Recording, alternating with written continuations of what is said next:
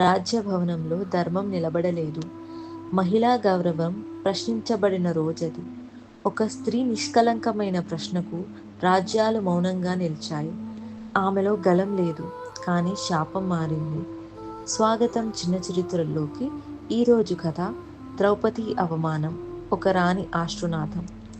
ధర్మరాజు ధర్మాన్ని పాశాల్లో కోల్పోయాడు. ద్రౌపది ఇక గెలుపులేని ఆటలో బంధించబడింది. ధర్మమేమిటి?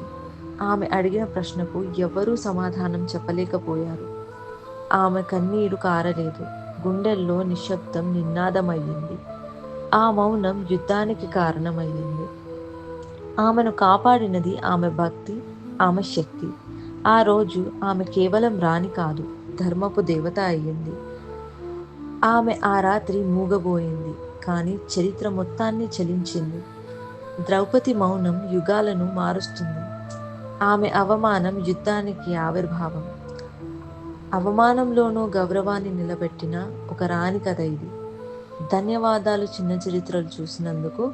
మళ్ళీ కలుద్దాం ఇంకొక కథతో.